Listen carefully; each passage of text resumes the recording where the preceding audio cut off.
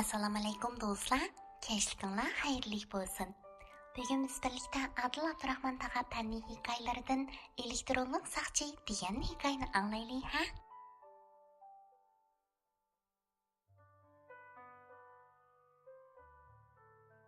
Dadam taksi shoferi edi. Ba'zida atiganda maktabga oldirib qolsam, dadamning mashinasiga chiqib olardim. Bugun maktabimizda yenik atletika musobaqasi o'tkaziladigan bo'lg'achqa, chala pulni nashti qilib, maktabga baldaroq berib olish uchun dadamning mashinasiga chiqib oldim. Uyimiz bilan maktabning orlig'i xili bor edi. Dadam mashinasini haydab bir haza yurgandan keyin shahar markazidagi 4 ko'cha eg'iziga kelganda, mashinaning suratini ostilatib, piyodalar o'tadigan aqsiq oldiga kelib to'xtadi. Aslida dadam mashinasini ittikrak haydagan bo'lsa, qizil chiroq yonguchi o'tib ketgan bo'ladi. Ammo dadam undaq qilmadi. Men dadamga sal xafa bo'lib, "Dada, ittik o'tib ketmay, monanda bir muncha saqlaydigan bo'ldik", dedim. Dadam 4 ko'cha eg'izdagi qizil chiroqdan ko'zini uzmay turib, "Qatnash qoidasiga rioya qilmasak bo'lmaydi, qizim. Ana, o qizil, sariq, yeshil chiroqlarning qishida turgan elektronlik soqchini ko'rmadingizmi? U yan bu yan o'tishib turadigan barliq motorli qatnash vositalarining qoidaga rioya qilgan-qilmaganligini nazorat qilib xotirlab turadi", dedi. "Siz degan elektronlik soqchi nada?" Men hech nimani ko'rolmay bo'ynimni so'zib qizil chiroqqa qaradim. Dal shu chaqda qizil chiroq o'chib, yeshil chiroq yondi. Dadam mashinasini qo'zg'ab oldiga qarab yurib ketdi. Hozir cho'ng kichik shaharlarning hammasida qatnash bexatarligini boshqarish va uningga qo'mondonlik qilish ishlari zamonaviylashib ketdi. Shaharlarda odam zich, mashina ko'p. Qatnash bexatarligiga rioya qilmasak bo'lmaydi, qizim", dedi dadam mashinasini ehtiyot bilan haydagach.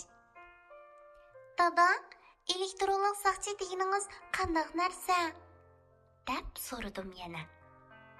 Qatnash bexatarlik xizmatini kuchaytirish uchun hozir har qaysi cho'ng kichik shaharlarda qatnash boshqarish va uningga qo'mondonlik qilishda kompyuter orqali qatnashni boshqarish va uningga qo'mondonlik qilish to'r sistemasi o'rnatilgan, dedi dadam tushuntirib.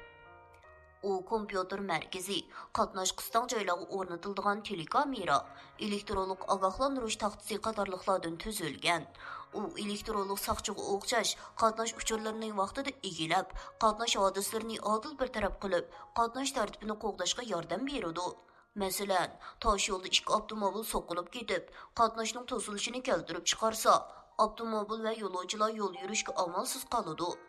Shu yo'l belgiga o'rnatilgan telekamera bu ahvolni ko'rgandan keyin darhol kompyuter markaziga ma'lum qiladi.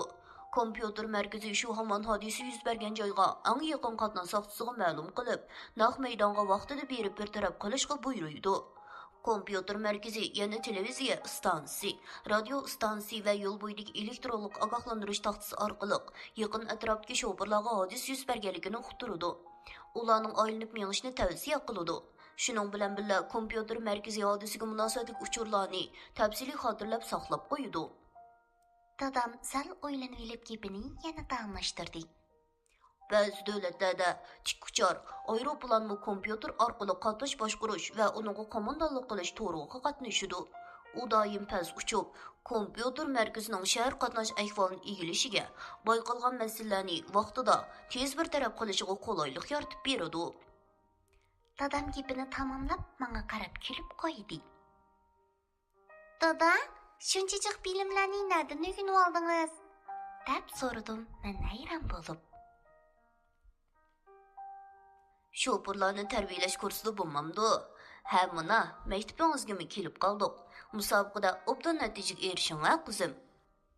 Dadam meni maktab darvozasi oldiga tushirib qo'yib, taksi kutib turgan ikki yo'lovchini elib yurib ketdi.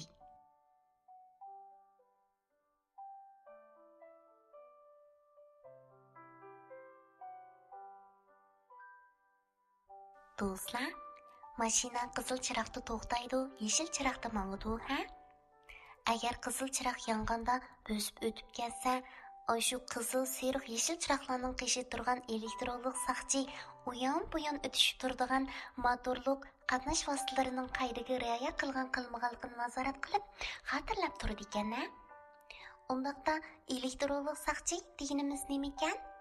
Men sizlarga yana bir qitim deb beray.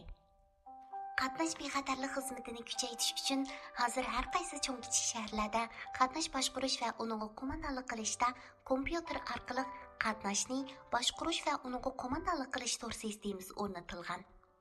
U kompyuter markazi qatnash qistan joylarga o'rnatilgan telekamera, elektronlik ogohlantirish taxtasi qatorliqlardan tuzilgan. U elektronlik saqchiga o'xshash qatnash uchurlarini vaqtida egilab, qatnash hodislarini adil bir taraf qilib, qatnash tartibini qo'g'dashga yordam beradi. Masalan, tosh yo'lda ikki avtomobil so'qilib ketib, qatnashning to'silishini keltirib chiqarsa, avtomobil va yo'lovchilar yo'l yurishga amalsiz qoladi.